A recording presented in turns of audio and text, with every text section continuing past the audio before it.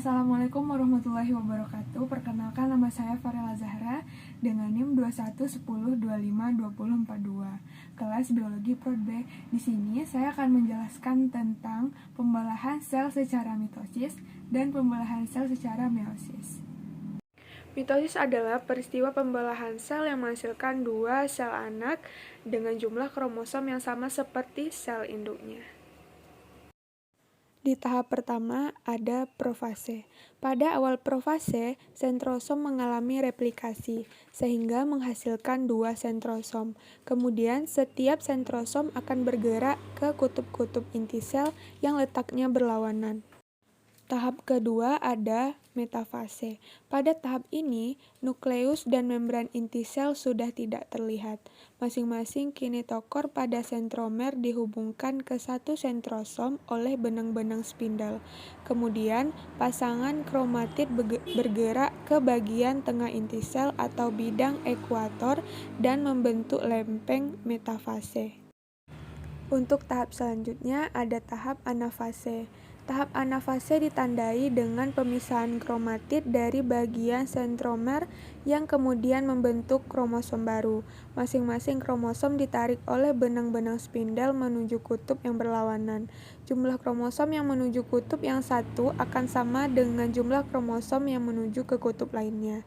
Nah, pada tahap akhir anafase, kromosom hampir sampai ke kutubnya masing-masing. Selain itu, sitokinesis juga mulai terjadi.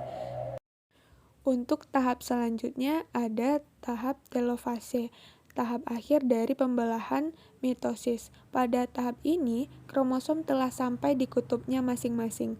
Benang-benang spindle mulai menghilang dan membran inti sel juga mulai terbentuk di antara dua kelompok kromosom yang terpisah. Kromosom semakin lama akan menipis dan berubah menjadi benang-benang kromatin kembali. Meiosis adalah peristiwa pembelahan sel yang menghasilkan 4 anakan yang jumlah kromosomnya separuh dari sel induknya. Untuk pembelahan meiosis, tahap 1 ada profase 1, yaitu tahap terpanjang dibandingkan tahap meiosis yang lain, karena di dalamnya ada tahap leptoten, zigoten, pakiten, diploten, dan diakinesis. Untuk metafase 1, kromosom homolog berjejer di bidang ekuator dengan sentromer menghadap ke kutub sel. Masing-masing kromosom berikatan dengan benang spindle ke arah kutub pembelah. Untuk anafase 1, kromosom homolog terpisah ditarik benang spindle menuju kutub berlawanan. Untuk telofase 1, sitokinesis menghasilkan dua sel anak haploid. Nah, sekian penjelasan dari saya. Kalau ada salah dan janggalnya saya mohon maaf. Terima kasih. Assalamualaikum warahmatullahi wabarakatuh.